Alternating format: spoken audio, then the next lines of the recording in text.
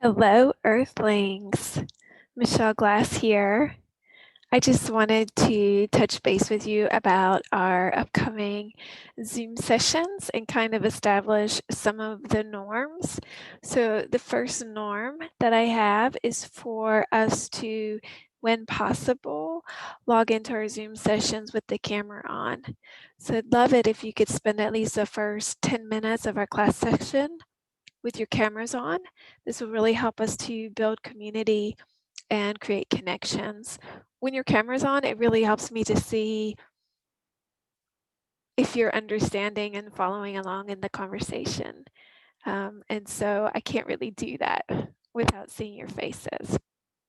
So it helps if you're comfortable. And I'm going to show you a few tips to make that a little bit more comfortable. So first norm, if you can, log in with camera on. The second norm is make sure you have your preferred name listed for yourself. And then the third norm is if you do need to turn your camera off, make sure you have a nice picture, a nice profile picture so we can see your face even when we can't see your face. And so you can see I actually created an avatar for mine. So you could do that, or you could do a nice photograph, something where we can really see who it is that we're talking to. So 3 norms would be turn on your camera when you can. That's like the default if possible. Make sure your name, your preferred name is on display, and have a nice profile picture for when your camera needs to be turned off. And then I'm going to show you in the tips several ways that you can engage in our Zoom meetings and hopefully create an experience that is very comfortable, that allows for creation of community connection. And then also, of course, we have all of our learning academic goals as well. So let me share with you a few photos to help guide you through what I know about using Zoom. So the first thing is I like to use Zoom on my computer because I am able to see more of the Zoom meetings. I can see more people, and when others are sharing screen, I can see that more easily. Some of you, maybe you need to use your phone, and if that's the case, then that's totally fine. When I'm using my computer, I do have Zoom downloaded. So when I open it up, this is my starting screen. And I'm going to show you what kind of settings you might want to change on your Zoom. So under general settings, probably one of the first things you might want to do is personalize your reaction skin tone.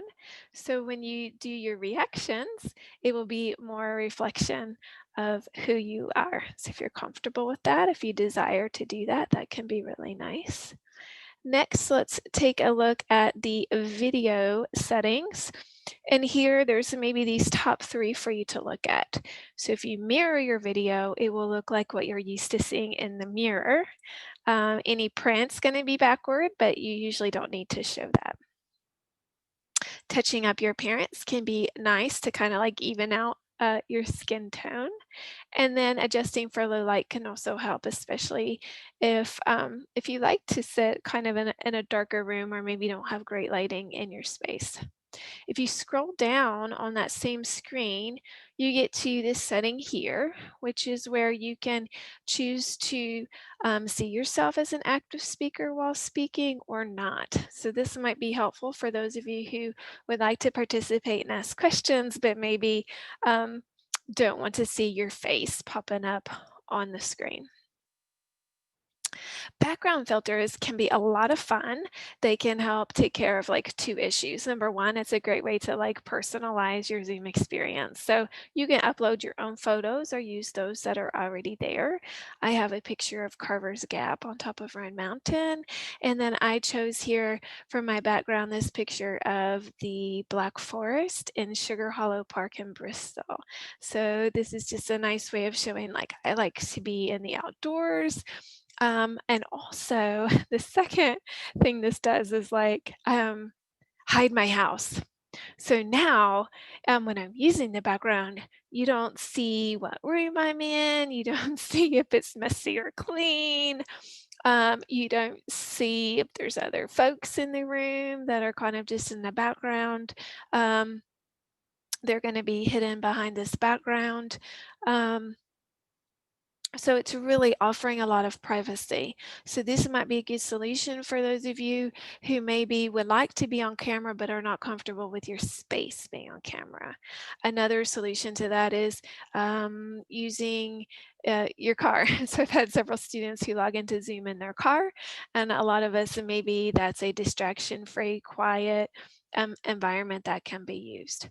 Another fun thing to play with under background and filters are the video filters.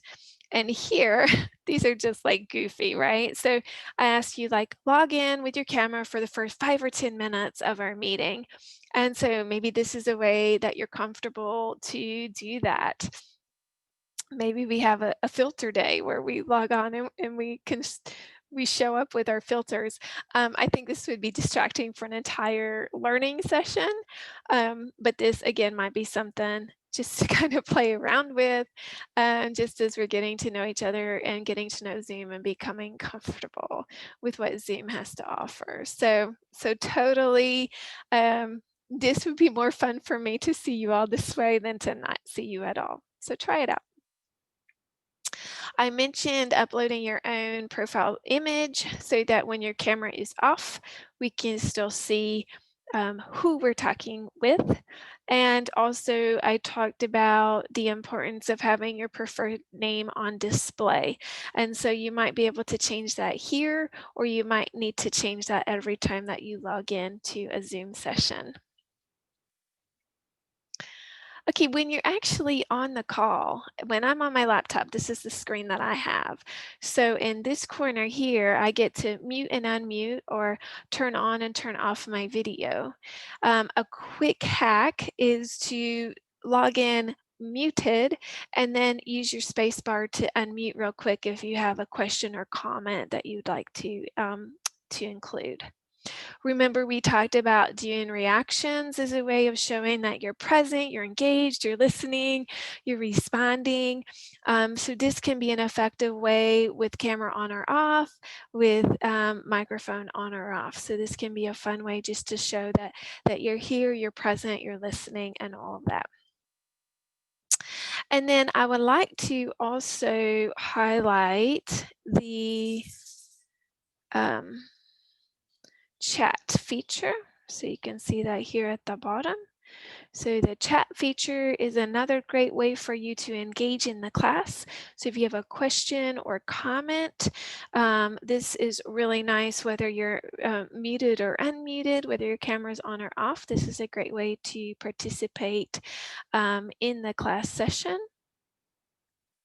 You can also do direct messaging. So there where you see in the 2, there's going to be a drop-down menu, and you can click the name of the person you would like to directly message. So if you have a question and you don't want to ask the whole class, but you definitely want to ask me, this is a great way for you to do that. And I can respond to you directly in the chat, or if it's something that I can verbally answer without, revealing any sensitive information, then I will be able to do that with you as well.